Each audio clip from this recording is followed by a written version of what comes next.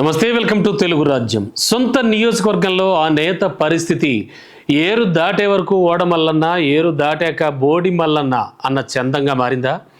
State పాలిటిక్స్కు centre of attraction అయినటువంటి ఆ సెగ్మెంట్లో ఆ నాయకుడిపై మిత్రపక్షాలే కక్షగట్టాయా?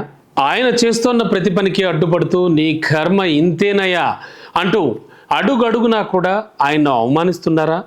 ఎన్నికల సమయంలో నీ అంత తోపు తురుమ్ఖాన్ లేడన్న వాళ్లే ఇప్పుడు పక్కకెళ్ళి ఆడుకో అంటూ కూడా చెబుతూ వస్తున్నారా? ఇంతకీ అసలు ఎవరా నేత?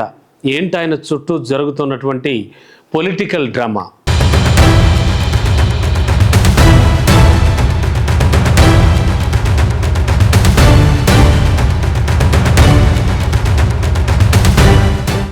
గడిచిన సార్వత్రిక ఎన్నికల్లో నీ అంతా తోపు లేడన్నారు. అప్పగించిన టాస్క్ పూర్తి చేస్తే మంచి ఫ్యూచర్ ఉంటుందన్నారు. అయితే సొంత పార్టీతో పాటు మిత్రపక్షం కూడా ఏరు దాటక తెప్పదెగలేసిన తీరున వ్యవహరించడంతో ఆయన పరిస్థితి అగమ్య గోచరంగా మారిందనేది ప్రచారం జరుగుతోంది. ఇంతకీ ఎవరా నేత అనేగా మీ అనుమానం? AP deputy CM Pawan Kalyan ప్రాతినిధ్యం వ్యవహరిస్తున్న పిఠాపురం నియోజకవర్గానికి చెందిన టీడీపీ సీనియర్ నేత మాజీ ఎమ్మెల్యే ఎస్విఎస్ఎన్ వర్మ. గడిచిన సార్వత్రిక ఎన్నికల్లో ఆయన పోటీ చేయాల్సిన స్థానం పిఠాపురంను జనసేన అధినేత పవన్ కళ్యాణ్కు త్యాగం చేశారు వర్మ. అందుకు జరిగిన ఫుల్ ఎపిసోడ్ గురించి ఇప్పుడు ప్రత్యేకంగా మాట్లాడాల్సిన అవసరం లేదు.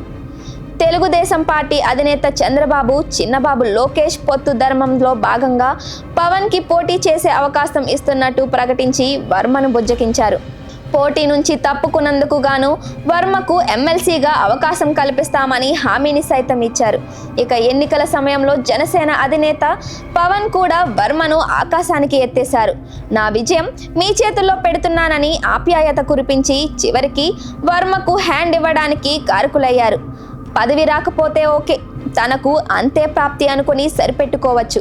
కానీ వర్మకు మాత్రం నియోజకవర్గం సైనికులు ప్రతి వ్యవహారంలో అడ్డుపడేలా చేస్తున్నారట. పిఠాపురం నియోజకవర్గం తెలుగుదేశం పార్టీ ఇన్ఛార్జిగా వర్మ ఏ పని చేసినా దానికి సోషల్ మీడియా వేదికగా ఏకిపారేస్తున్నారట జన సైనికులు. దీనికి ప్రతిగా వర్మ సైతం అందుకు దీటు అదే సోషల్ మీడియా వేదికగా మరింత తీసుకుపోతూ ఈ మధ్య ఎక్స్లో యాక్టివ్గా ఉంటున్నారు. తన క్యాడర్తో నిత్యం టచ్లో ఉంటూ వారి మంచి చెడులలో భాగస్వామ్యం వ్యవహరిస్తున్నారట.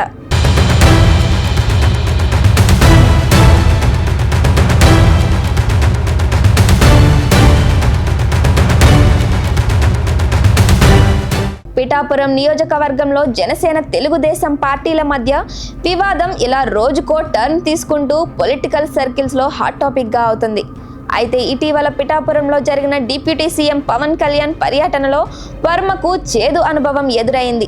పవన్ కళ్యాణ్ పాల్గొన్న అభివృద్ధి సంక్షేమ కార్యక్రమాల ప్రారంభోత్సవానికి వర్మకు ఆహ్వానం అందించారు అధికారులు.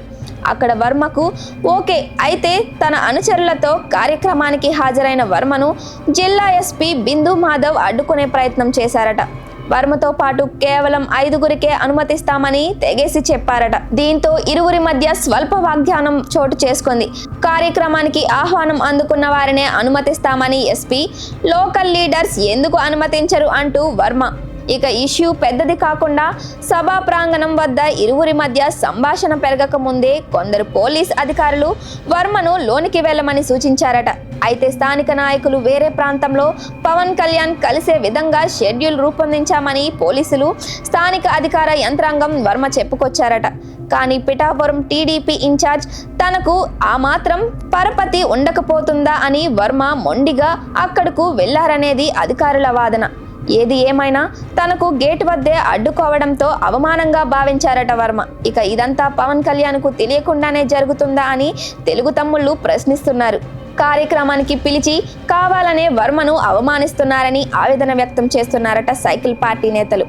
వర్మకు రావాల్సిన ఎమ్మెల్సీ స్థానిక సొంత అన్న నాగబాబుకు దక్కించుకున్న పవన్ కళ్యాణ్ తన విజయానికి దోహదం చేసిన వర్మ పట్ల ఇలా వ్యవహరించడం సరికాదన్న విమర్శలు వ్యక్తం చేస్తున్నారు పిఠాపురం తెలుగు తమ్ముళ్ళు. గడిచిన ఎన్నికల్లో పొత్తు ధర్మం పాటించి జనసేన దక్కించుకున్న ఏ సెగ్మెంట్లో లేని వైరం పిఠాపురం మాత్రమే ఎందుకు ఉత్పన్నం అవుతుందనేది ప్రశ్నార్థకంగా మారింది. వర్మ లాంటి నియోజకవర్గ స్థాయి నేతతో పార్టీ అధినేత పవన్ కళ్యాణ్ పంతానికి వెళ్లడం వెనుక కారణం పవన్ పాలిటిక్సేనా, మరేమైనా ఇతర కారణాలు ఉన్నాయా అన్నది అంతు చిక్కడం లేదన్నారు పిఠాపురం సైకిల్ పార్టీ నేతలు. పిఠాపురంలో రెండు పార్టీల మధ్య నెలకొన్న వార్ ఎప్పటికీ పరిష్కారం అవుతుందనేది కాలమే నిర్ణయించాలి.